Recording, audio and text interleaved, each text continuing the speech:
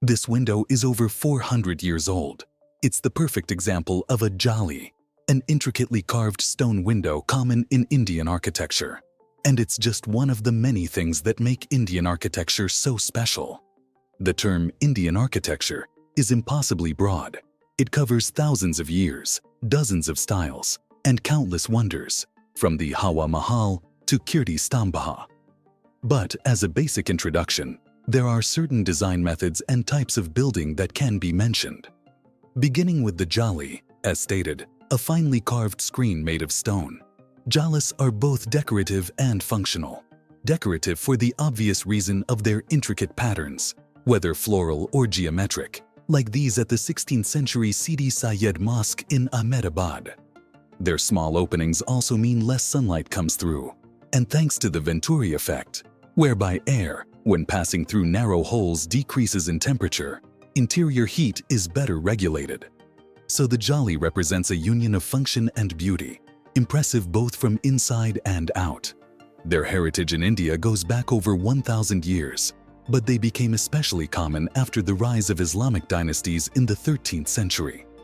As at the tomb of Akbar from 1613. The next thing to mention is rock-cut architecture, when buildings are carved directly into the stone of the earth.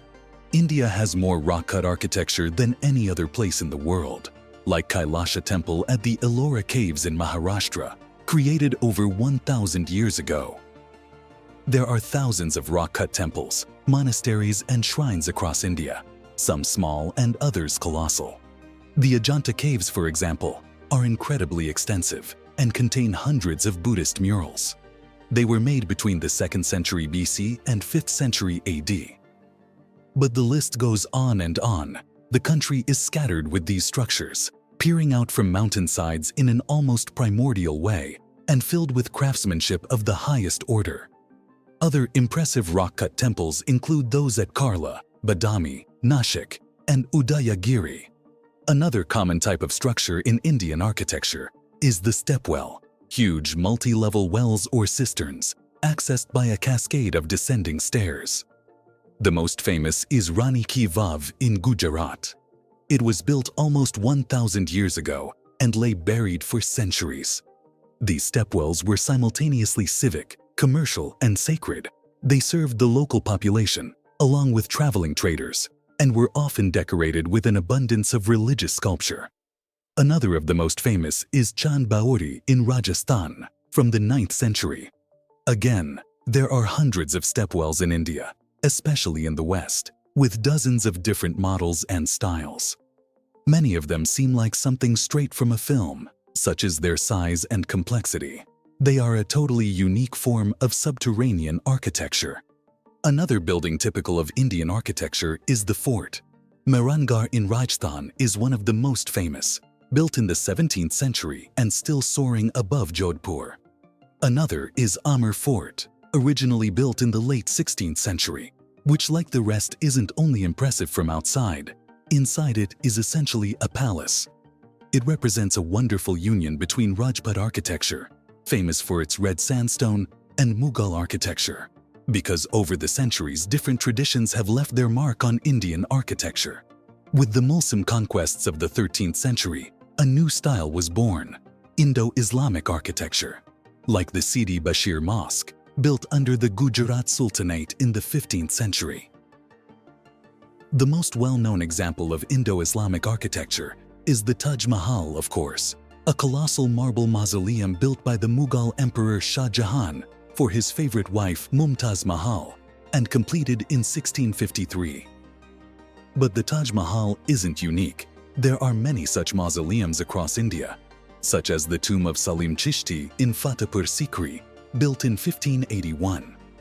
A small but incredibly refined piece of Mughal architecture, famed for its extensive, delicate jalis.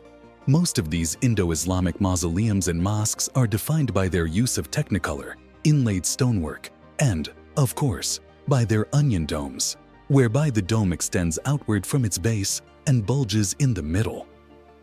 As for Hindu, Buddhist, and Jain temples, they have a whole world of design and terminology behind them, like the mandapa, which is an open or enclosed ritual hall supported by pillars. This one is from the 11th century Sun Temple at Modhera. There's also the Shikara, a tower above the main shrine of a Hindu temple in North Indian architecture. They have many forms, both of overall shape and decoration. At the 11th century Kandariya Mahadeva Temple, for example, it is composed of dozens of miniature spires.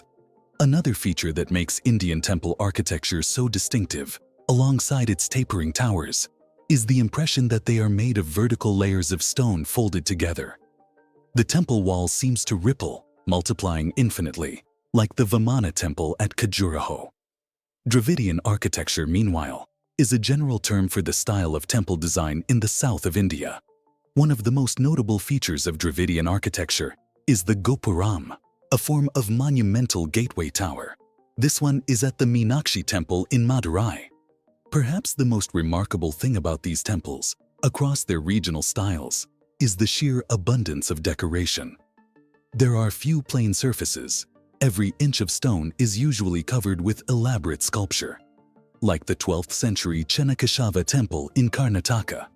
Indian temple architecture is also Trebbiata, which means it is based on the post and lintel, vertical pillars supporting horizontal beams. That is, as opposed to arcuate design, which is based on the arch.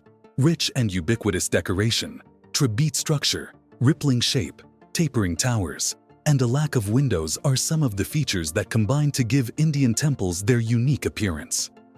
As stated, regional variation is major, but these are the broad principles, and so those are just some of the things that make Indian architecture special.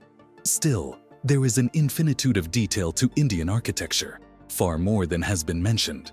There is probably no country in the world with such a colossal or varied architectural heritage.